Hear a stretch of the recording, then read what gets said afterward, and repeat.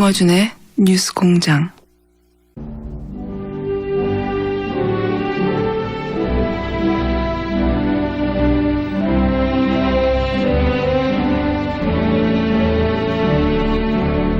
친애하는 국민 여러분, 안녕하십니까? MB입니다. 제가 오늘 오랜만에 나왔습니다. 사실 여러 가지로 별로 나오고 싶지 않았는데, 근데 웬만하면 또 안 움직입니다. 또 원래가 거물급이잖아. 근데 그런 내가 이래 나온 이유는 오늘 위험 문제가 나온다는 보고를 받았습니다. 응? 여기 진짜 문제야 이거. 여기 왜 이래? 이 소굴이야 소굴 이거. 김어준이 하나만 해도 이카는데 주진우가 주진우 갖다 이거 후라시키면 어떡하나 이거. 제대로 된 인간 아닌데 이거 주진우 이거. 근데 이것도 그 당시 뿌리 뽑았어야 되는데. 아무튼 국민 여러분, 오늘 이어서 나오는 이야기는 볼륨을 높이고 그거하고 귀를 쫑긋 세우고 정신을 바짝 차리고 들으면 안 됩니다. 이거를 믿고 계속 파헤치고 배우가 눕고 이거 그래 한번 파헤쳐 보자 이래 휘둘리면 안 됩니다. 이거 안 됩니다. 이것들 김어준, 주진우 이거 하자입니다. 이것들 귀 쫑긋 세우고 듣지 마라 이거는. 주진우 이건 내가 그때 가만 냅두면 안 됩니다.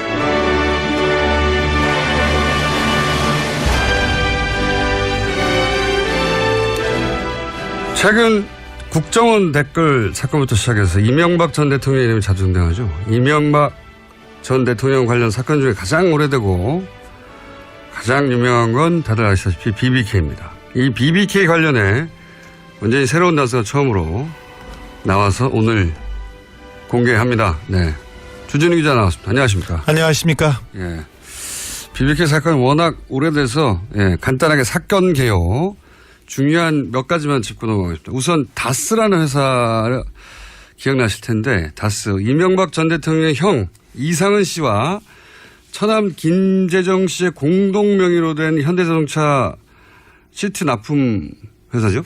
네. 사실은 이명박 전 대통령의 차명 회사로 지목된 회사입니다. 오래전부터 그런 얘기가 있어요. 네, 거의 증명이 되다시피 한 회사입니다. 자, 그런 다스 회사를 일단 기억해 주시고요. 또 하나는 이 다스에서 BBK에 190억이 투자됩니다. 네, 중간과정 생략하고. 그리고 BBK가 우여곡절 끝에 옵셔널 벤처스라는 회사가 됩니다. 네. 오늘은 옵셔널 벤처스가 BBK의 마지막 형태였다. 이것만 기억하시면 되는데, 이 옵셔널 벤처스가 주가 조작으로 소액 투자자 얼마를 손해를 입혔죠? 약 600 아니에요? 600? 600여 명입니까? 600억. 사람은 5천여 명, 액수는 1,000억 원대입니다. 1,000억 원대입니까? 네. 네. 5천여 명의 투자자 1,000억 원대 피해액이었습니다. 그리고 그때 이 옵셔널 벤처스의 대표였던 사람이 김경준 씨죠. 김경준 씨가 얼마를 횡령 미국으로 갔죠? 384억을 횡령했습니다. 예. 주가 조작이나 다른 사기로 대한 이익금 빼고 횡령 액수만 384억. 예. 여기까지 이제 기억을 떠올려 보시고, 이때 김경준 씨가 미국으로 가면서 투자금을 돌려주고 가요, 일부를. 네. 투자자들이 이명박 전 대통령 가까운 사람들이었어요. 예. 그러니까 개인 투자자들 말고 네. 큰 덩어리의 투자자들, 이 투자자들, 이명박 전 대통령과 가까운 투자자들에게만 돈을 돌려주고 갑니다. 그렇습니다. 삼성생명, 심택, 하나은행 이렇게 이명박 대통령 친분이 있는 사람들한테만 돌려주고 갑니다. 그렇죠. 이상한 일이죠. 도피할 거면 그냥 도피하지 왜 이명박 전 대통령과 친분이 있는 투자자한테만 돈을 돌려주고, 개인 투자자들 돈은 돌려주지 않았어요, 물론.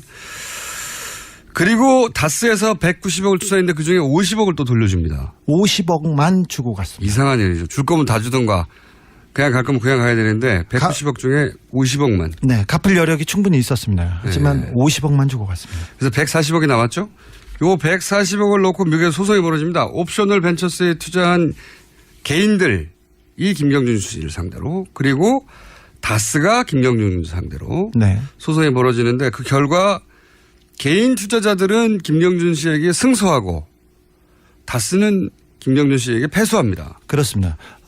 김경준 씨가 가지고 있던 돈, 그러니까 네. 은닉해놓은 돈이 옵셔널 벤처스에 투자한 투자자들의 돈이지 그 다스의 돈이 아니다. 이런 판결을 내렸습니다. 미국에서. 네. 그러니까 일반 투자자들은 이겼기 때문에 그 돈을 받게 되고 네. 다스는 졌기 때문에 다스에 줄 필요가 없는 거예요. 미국에서 소송을 해서. 일단 그런 상태였습니다. 일단 그런 상태인데 진짜 이상한 일이 다시 벌어지죠. 뭐냐면 이 140억을 재판에서 이긴 일반 투자자들한테 돌려준 게 아니라 재판에서 져서 돈을 줄 필요가 없는 다스한테 이 140억을 줍니다. 2011년 2월의 일입니다. 오늘 할 이야기는 어떻게 이렇게 이상한 일이 벌어졌을까? 예? 그 내막을 추정할 수 있는 문서를 처음으로 주진우 기자 오늘 여기서 공개하려고 합니다. 예. 이 이야기가 이해하기 어려울지 모르는데 간단하게 말하면 140억 그러니까 여러 가지 복잡한 사건 끝에 BBK의 후신인 회사에 140억이 있었어요. 스위스 계좌에. 네. 이 돈을 개인 투자자들한테 돌려주라고 미국 재판에서 판결이 났는데 근데 이 돈이 다스에 돌아가는 겁니다. 이명박 대통령이 실소유주라고 의심받고 있는 네. 다스에. 어떻게 이게 다스에 돌아갔을까? 라는 이유를 추정할 수 있는 문서를 지금 한 보따리 노란이죠. 핑크색 보따리에 쌓아서 왔어요. 정말로. 예. 보자기입니다. 보자기에 싸가지고 와가지고 지금 보자기를 풀었습니다. 안에 문서가 잔뜩 들어있는데. 자, 첫 번째 공개할 문서는 뭡니까? 다스의 회의록입니다. 다스 회의록. 어떤 회의록입니까? 다스와 옵셔널 벤처스 관련된 소송 관련된 회의인데요. 회의를 LA 소재 찻집 화선지라는 데서 했습니다. 2008년 11월 10일 일입니다. 몇 시부터 몇 시까지도 있나요? 몇 시부터 몇 시까지도 있고요. 네. 11월 10일 날 하고 그다음에 11월 11일 날 양 이틀간에 걸쳐서 2시간 반, 5시간 뭐 이런 식으로. 다스의 내부 회의록인 거죠, 이게? 네, 그렇습니다. 내부 회의록인데. 네, 다스 내부에 다스의 이사 신아무개 씨, 다스의 계장 참여했고요. 그리고 미국 변호사들이 참여했고 오세경 변호사라는 사람들 참여했고 여기에 LA 총영사 김재수라는 사람이 참여합니다. 사기업 소송에 왜 LA 총영사가 참석을 합니까? 이 김재수라는 분이 BBK 때 김경준하고 소송할 때 이명박 측 변호인이었어요, 원래. 네. 근데 그분이 갑자기 이명박 대통령이 당선되자마자 네. 한국 외교사상 처음으로 해외 동포 출신 변호사를 그냥 총영사를 시켰어요. 네. 근데 총영사를 시킬 때 임명할 때 그때 이분이 미국 영주권자이셨어요. 네. 근데 그러니까 우리나라 국적자도 아닌데 네. 그 외교사상 처음으로 이런 자리를 줬었죠. 그래서 뭐 뒷말이 많았었는데 이분이 총영사에 가서도 다스 BBK를 보고 있었습니다. 총영사의 신분으로. 네.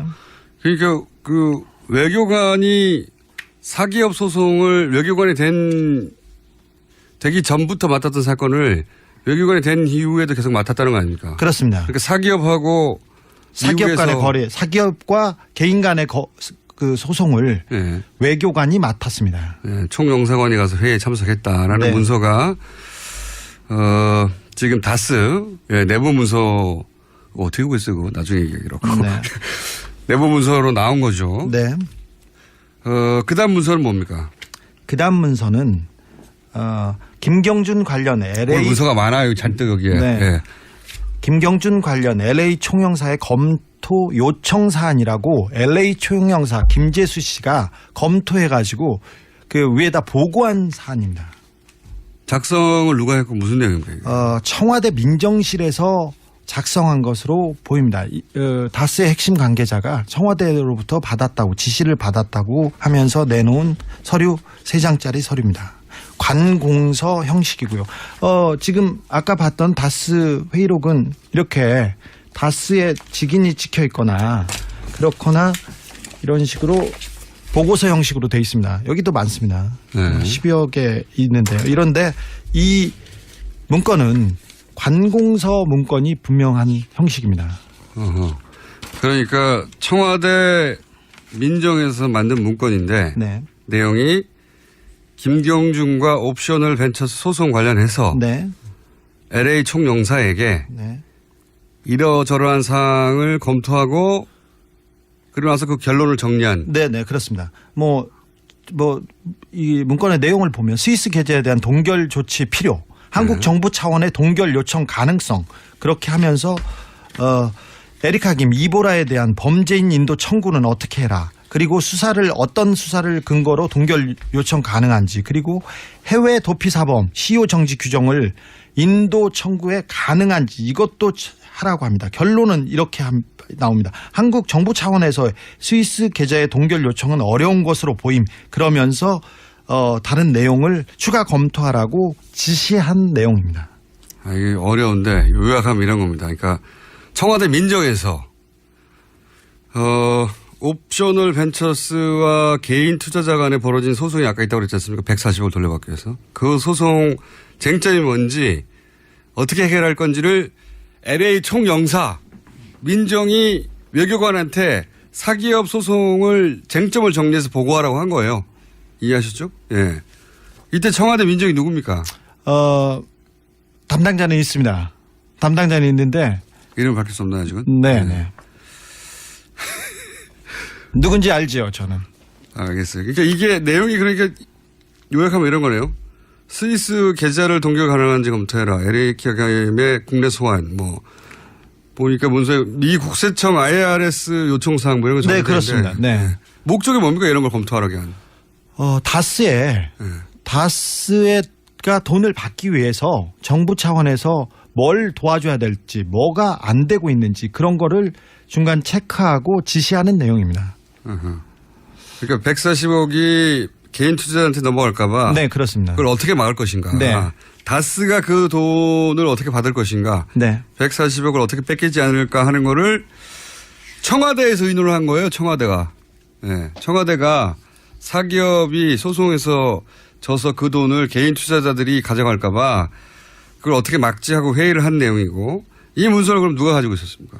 이 문서는 그 다스에서 이 청와대와 다스 간에 이 문제를 보고하고 이 담당자가 가지고 있었습니다. 다스의 담당자가. 네. 다스는 청와대하고 이 BBK, 옵셔널 벤처스가 결국 BBK거든요. 네. BBK 문제를 그 돈 문제를 해결하기 위해서 계속 청와대하고 연결하고 있었다는 직통 라인이 있었습니다. 주로 팩스로 이렇게 했는데 다스는 이명박 전 대통령 게 아니잖아요. 아니, 전혀 아니죠. 공식적으로는. 네, 공식적으로는. 근데 대통령이 되고 나서 네. 다스가 이명박 전 대통령에 직보했다. 네.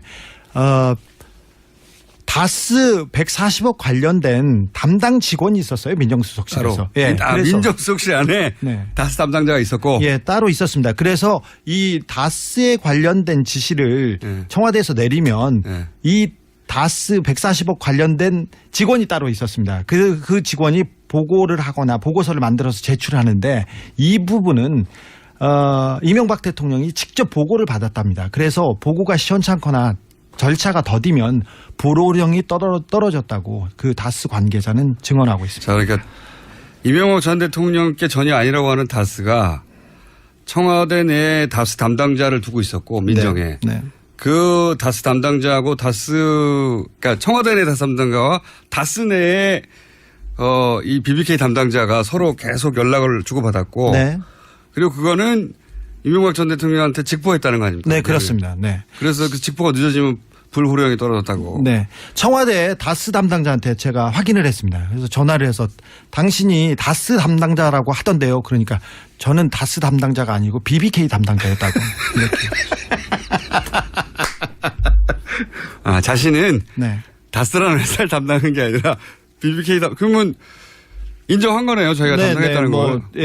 청와대 민정에 있던 사람이 인정했다는 거죠. 네, 부인하지 않습니다. 네.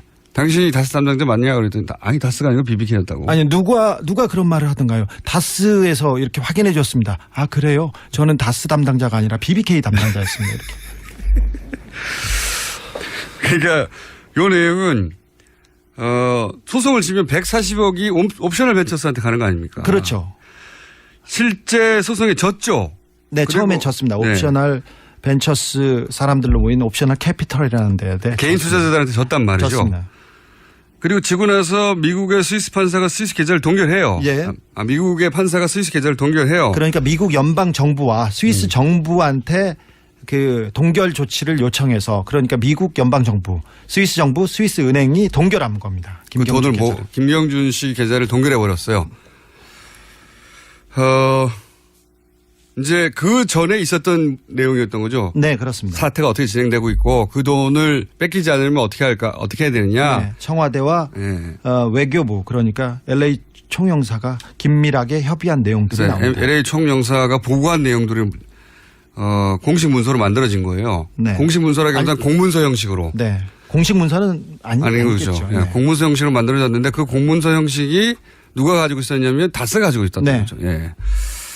세 번째 문서는 뭡니까? 문서가 오늘 많아요. 아주. 세 번째 문서.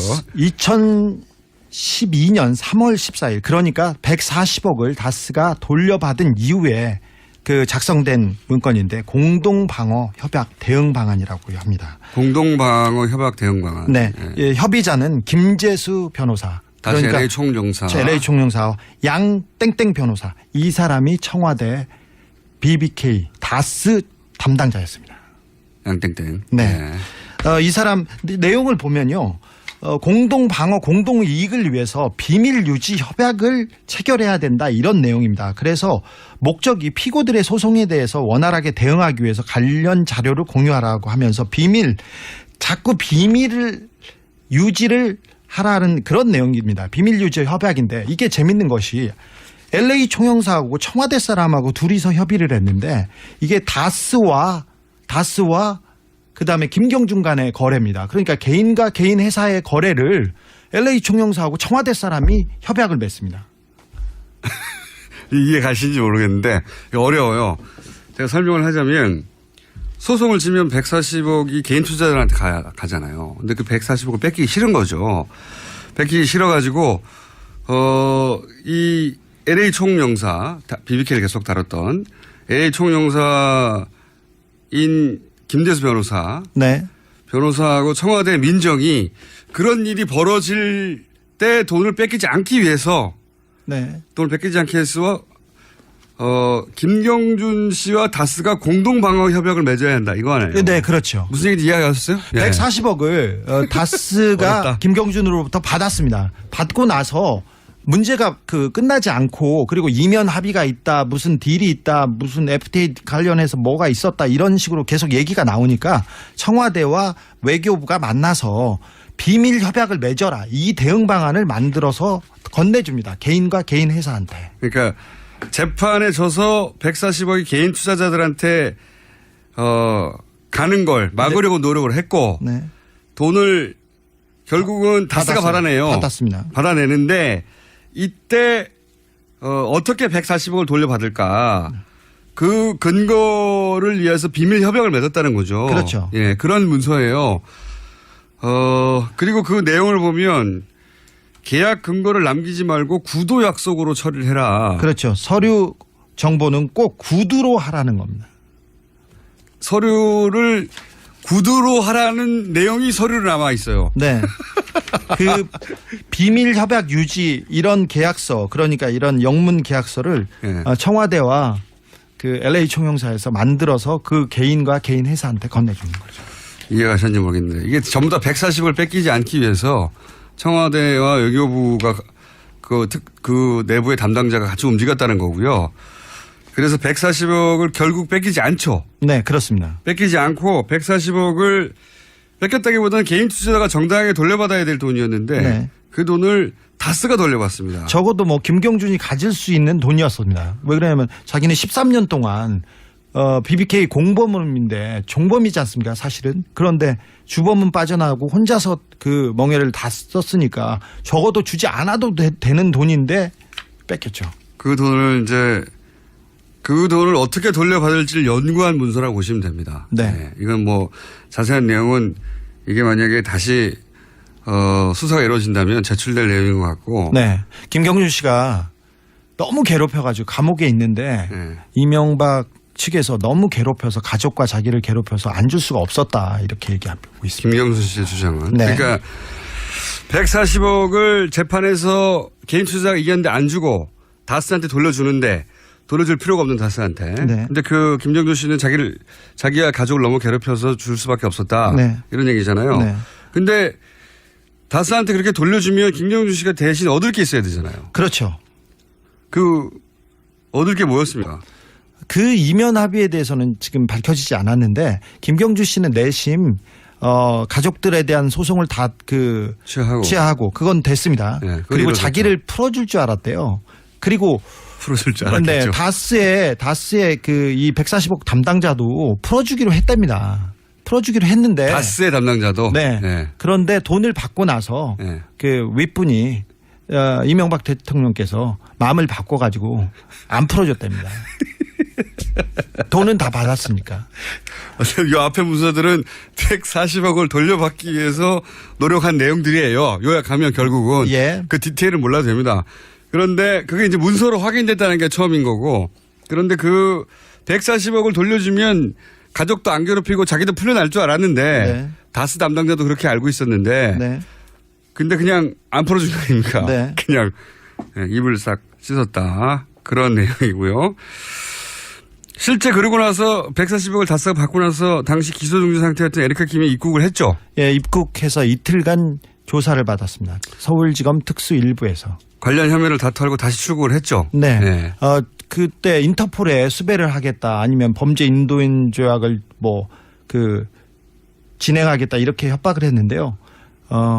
아무것도 무혐의로 털어주고 바로 보냈습니다. 네.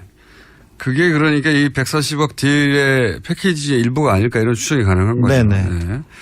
왜냐하면 세 번째 문서에 좀 전에 얘기한 근거를 남기지 말고 구두 약속으로 처리하라 했기 때문에 실제 문서가 있는 건 아닌 거죠. 이 합의에 대해서. 합의 문서가 있으리라고 봅니다. 그래요? 그런데 거기에 문서를 남기지 말라는 문서가 있잖아. 네, 그렇지만 김경준 씨나 구체적인 것은 아니고 러프하게는 있으리라고 봅니다. 다스의 담당자가 김경준을 풀어주는 부분을 거기다가 넣었었나 봐요.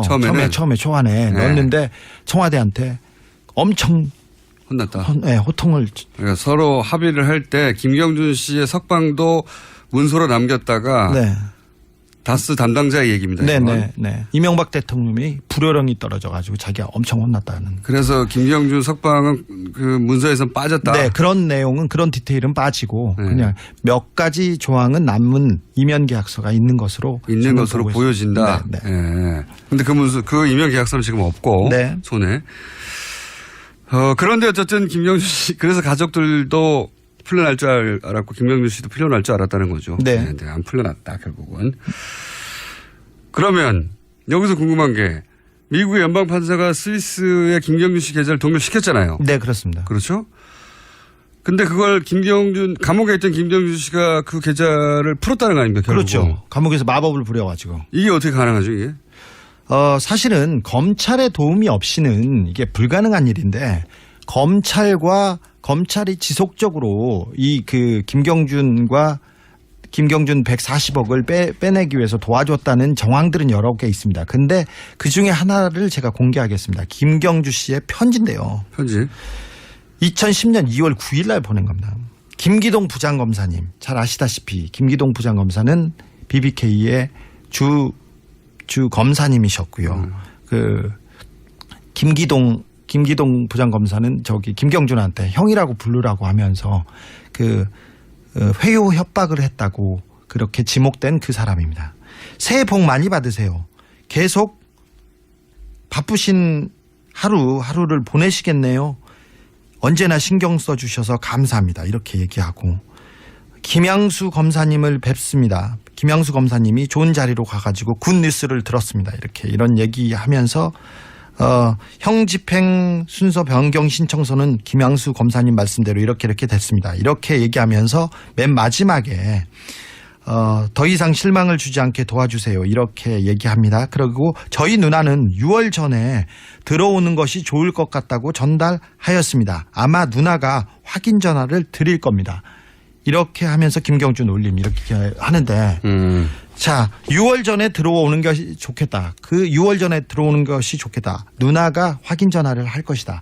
이 딜 관계에 관해서 김경준이 계속 검사하고 얘기하고 있었던 정황이 보입니다. 형 집행 순서를 바꾼다는 거는 미국에 가서 형을 사는 게 가능해진다는 얘기거든요. 여러 가지 네. 얘기가 뭐 그 편의를 봐주기로 했고. 김정준 씨가 미국으로 이송되는 걸 원했고. 네, 뭐 그렇죠? 이런 식이죠. 그래서 신청서 허락을 도와주셔서 감사합니다. 정말 감사드립니다. 이런 내용이 있습니다. 김정준 씨가 미국으로 한국을 떠나서 이송되는 걸 원했고 그런 걸 이용해서 그리고 누나를 털어주길 원하는 걸 이용해서 이런 딜을 시도한 것으로 보이는 내용이네요. 네네, 그렇습니다. 네, 검찰과는. 네. 이렇게 해주면 이렇게 해줄게 일부가 본인을 미국으로 이송하고 누나는 언제 들어와가지고 이 문제를 털고 예. 그 내용이 이제 편지에 일부 담긴 거죠. 네. 예. 그러면 이 민정에 있던 안모 인사나 외교부 인사가 자신들이 이 사건에 BBK 사건에 연루돼 있다는 걸 인정하긴 했습니까? 아까 말하신 대로 예. 그 양모 씨는 인정을 했고. 인정했고요. 김재수 변호사는 전화를 계속 피하고 있습니다. 근데 김재수 변호사는 다스 다른 회의록 제가 가지고 있는 한 100여 건의 서류에 다수 등장해서 이 사람은 피해갈 수도 없습니다. 그리고 다스 측에도 확인을 했는데요. 사실 다스에서 이 문제를 담당했던 분이 저한테 그 모든 얘기를 털어놓으셨어요. 그리고 지금 다스의 실권자이신 이명박 대통령의 아들 이시영 전무한테 여쭤봤습니다. 제가 전화 받았습니다. 140억을 받기 위해서 청와대가 움직인 정황, 아버지가 움직인 정황을 알고 계세요? 그러니까 깊은 한숨을 쉬시고요. 그리고는 아니요 할 수도 있잖아요. 깊은 한숨을 쉰 다음에. 아니요. 주진우 기자입니다. 오랜만에 뵙습니다. 그랬어요. 네. 제가 좀 단연간 괴롭힌 그게 있지 않습니까? 그랬더니 한숨을 쉬시면서 자기는 모르는 일이라고 죄송하다고 이렇게 끊더라고요. 자기는 모르는 일이라고. 자, 오늘 네 가지 문서를 얘기를 했는데 마무리를 해야 되는데 시간이 약간 부족하네요. 한 3, 4분 정도 마무리를 할까요 말까요? 해야죠. 해주세요. 그러면 저희가 3부에서 2분만 더 만나는 걸로 잠깐 쉬었다가 3부에서 다시 뵙겠습니다. 네, 뉴스공장입니다.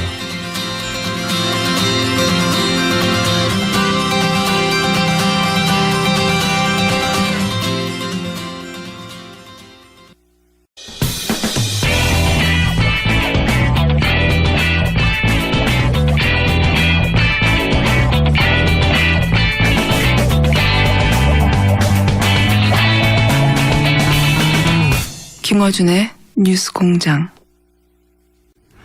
자, 2부에서 주준희 기자 마무리 좀 해보겠습니다. 이게 엄청난 내용인데 워낙 오래된 사건이고 등장하는 이름들 또는 회사 이름, 돈, 관계 이게 복잡하기 때문에 간단하게 요약하면 오늘 다룬 내용은 이겁니다. 다스도 BBK도 이명박 전 대통령은 자기가 아니라고 그랬단 말이죠. 네, 그렇습니다. 네, 절대 아니라고 그랬죠. 그런데 이명박 대통령 시절에 청와대 민정과 그리고 외교부의 LA 총영사 그리고 검찰이 총동원이 돼서 다스 돈 140억을 받아내기 위해서 엄청 노력했다. 이게 문서로 처음으로 드러난 거죠? 그렇습니다. 그러니까 대통령의 재산이 아닌데 대통령이 청와대하고 외교부를 움직여서 그 돈을 받아내려고 했다는 겁니다. 요약하자면. 그렇죠. 개인 회사와 개인 간의 채권 채무 관계인데 네. 청와대와 외교력이 총동원돼서 검찰력이 총동원돼서 그 빚을 받아주기 위해서 노력했다는. 그리고 이 자기 재산이 아닌데 자기 회사가 아닌데 네. 다스라는 회사의 140억 관련 보고는 청와대 민정을 통해서 이명박 전 대통령에게 직접 보고됐다는 네. 거죠. 네.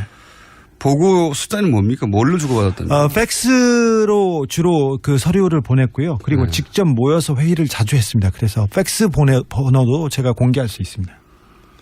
그리고 이 보고가 조금만 늦으면 불호령이 떨어졌다고 다스 내에서 이 사안을 담당하던 담당자가 증언을 했다는 거예요. 네. 저희가 방송하는 사이에 문자가 하나 왔습니다. 다스 담당자한테 왔는데 소송비용 140억을 돌려받고도 소송비용까지도 김경준이 다 지불하라고 이명박이 지시했는데 협의하다가 도저히 힘들어서 각자 부담으로 가닥을 잡혔습니다. 그래서 엄청 혼났다고 합니다. 이 관련 소송 비용도 다 그러면 이제 내기 싫다고 했는데. 네. 예. 근데 그것까지는 협의가 안 돼가지고 혼이 났다라는 네. 담당자의 얘기고 이렇게 되면 뭐가 이제 새로 다시 한번 재수사의 대상이 될 수 있냐면 다스의 실소유주가 네. 이명박 전 대통령이 아니냐 하는 의혹이 다시 한번 제기될 수밖에 없어요. 그렇습니다. BBK도 이명박 대통령이 소유가 아니었느냐 이렇게 의심이 다시 얘기될 됩니다. 수밖에 없죠. 왜냐하면은 그리고 도곡동 땅 얘기도 다시 나오게 됐는데 이게 왜 그러냐면 도곡동 땅을 판 돈이 다스에 들어가고 다스에서 BBK로 돈으로 들어갔기 때문에 도곡동 땅 주인이 다스의 주인이고 다스의 주인이 BBK 주인이고 이런 구조가 있거든요. 네. 예. 그래서 오늘 이야기는 그 중에서 BBK의 마지막 형태인 그 옵셔널 벤처스 그 돈을 받기 위해서 정부와 청와대가 열심히 움직였다 검찰까지. 네, 그게 그렇습니다. 이제 문서로 조각조각 증명되고 있는. 그래서 다시 재수사를 만약에 한다면 김경준 씨가 이 건으로 거의 10년 가까이 감옥에 있었거든요. 13년 동안 살았습니다. 김경준 씨는 횡령 혐의였어요. 네. 그러니까 사실은 이 그 BBK를 주도하거나 다스와의 무슨 협약을 주도할 만한 그 정도의 위치가 아니었습니다. 30대 중반에 그냥 청년이었어요. 그래서 이제 만약에 이명박 전 대통령이 진짜 실소유주였다면 네. 김경준 씨를 13년간 감옥에 보냈던 그 사안이 고스란히 책임을 묻게 될 수도 있는 네. 그런 사안이 새로 등장한 겁니다. 140억에 관해서. 140억에 대해서는 조사를 안 했거든요. 네, 그렇습니다. 예. 그 문서가 처음 나왔다. 자. 오늘은 여기까지 하고요. 예. 앞으로 이명박 전 대통령 관련 특집은 계속 합니까? 네, 이명박 프로젝트 1탄이었고요. 네. 제가 한 4탄까지는 준비가 되어 있습니다. 자, 일단 여기까지 하겠습니다. 지금까지 주진우 기자였습니다.